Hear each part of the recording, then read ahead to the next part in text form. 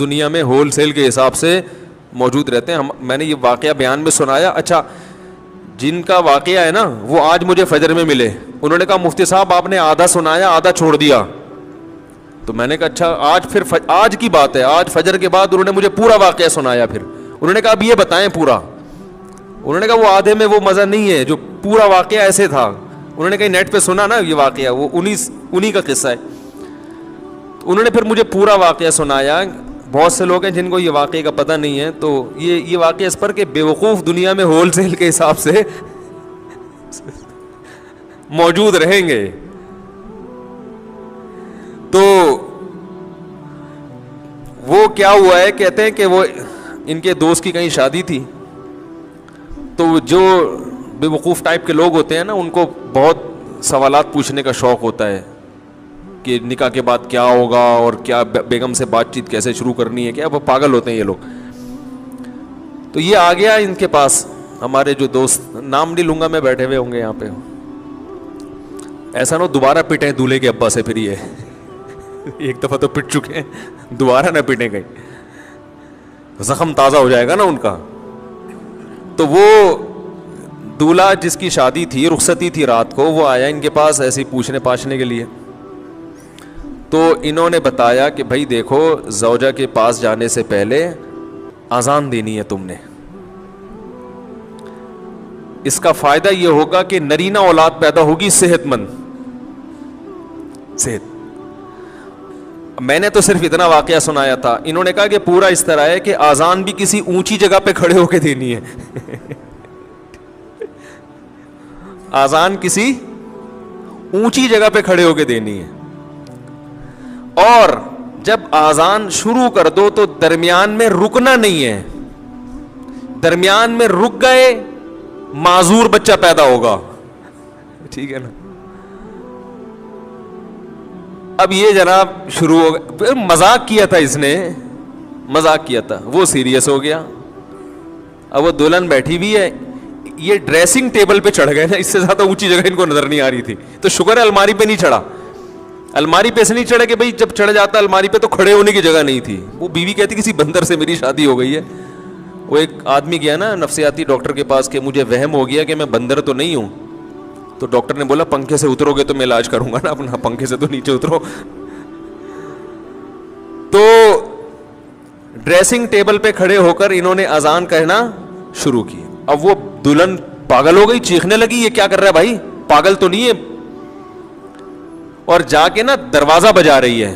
تو یہ اذان کے دوران اس کو کہہ رہے حی علی الفلاح, اس کو اشارہ کر کہ نہیں کرو. اذان بھی چل رہی ہے, حی علی الصلاح حی علی الفلاح, اور اشارہ کر رہے کہ نہ نہ نہ. وہ دروازہ کھولا, دولہا کے ابا نے, دلہن کہہ رہی اس کو دیکھو کیا ہو گیا, یہ کون ہے, پاگل ہے. بھاگ گئی, وہ ظاہر ہے بھاگنا ہی تھا اس نے, گھر چلی گئی. تو نفسیاتی پاگل ہے. تو وہ صاحب مجھے سنا رہے تھے کہ صبح دولہے کے ابا آئے, انہوں نے پہلے دولہے سے تفتیش کی نا کیا ڈرامہ ہے بھائی, تو اس نے بتایا وہ فلاں صاحب نے. تو کہہ رہے صبح آتے ہی انہوں نے گریبان سے پکڑا, بات چیت شروع کرنے سے پہلے مکے لگانا شروع کر دی. تو کہہ رہے میں پوچھ رہا ہوں مسئلہ کیا ہے. انہوں نے کہا یہ میرے بیٹے کو تو نے کیا سکھایا. کہتے ہیں میں نے کہا اس میں خود سینس نہیں ہے کہ جو بھی جو سکھا دے آپ سیکھ لو گے کیا,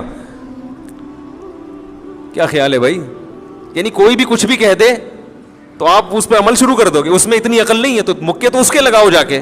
ایک چھوٹا سا دلچسپ واقعہ بتا کے بیان ختم کرتا ہوں, آپ کی تھکاوٹ بھی دور ہو جائے گی. نفحۃ العرب ایک کتاب ہے عربی ادب کی, اس میں ایک واقعہ لکھا ہے کہ ایک آدمی نے, عرب میں نا یہ دستور تھا کہ شاعری کے ذریعے اپنے باپ داداؤں کا مقابلہ کرایا کرتے تھے. یعنی اپنے باپ داداؤں کو اچھا ثابت کرتے تھے کہ میرے ابا ایسے, وہ کہہ رہے ہیں میرے ابا ایسے. شاعری میں اپنے ابا کے فضائل بیان کرتے, ان کی سخاوت, ان کی بہادری.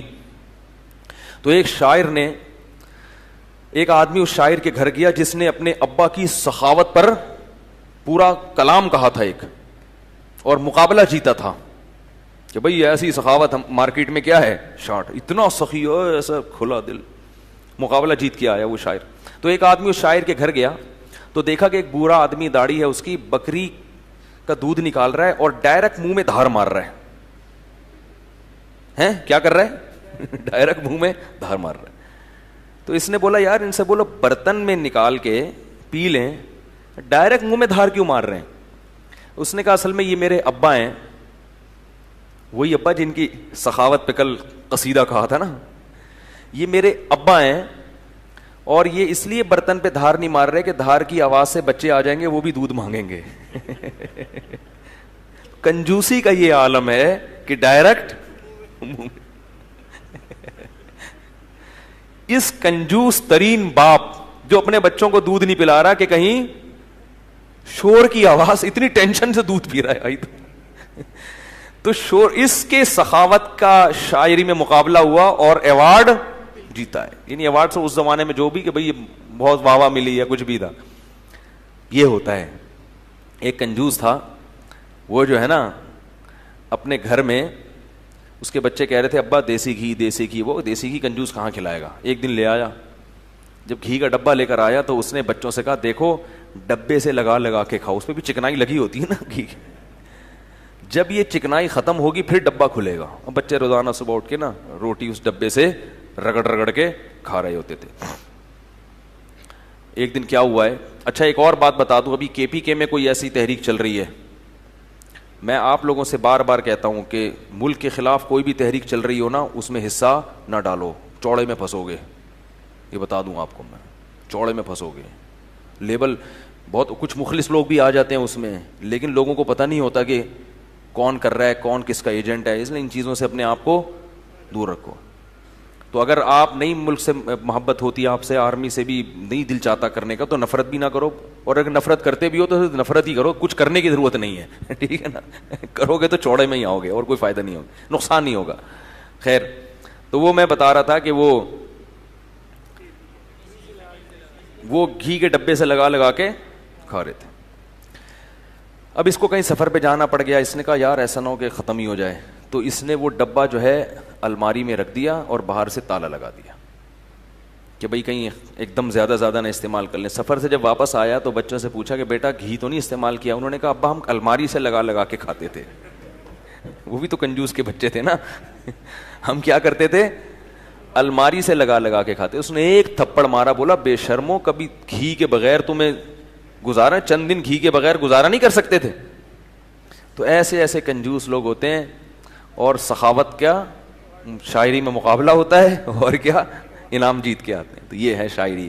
تو اللہ فرما رہے ہیں کہ میرے حبیب صلی اللہ علیہ وسلم کی کلام میں تضاد نہیں ہے, جو کہتے ہیں پہلے اس پر خود عمل کرتے ہیں. اللہ تعالیٰ سمجھنے کی عمل کی توفیق عطا فرمائے. وما علینا الا البلاغ.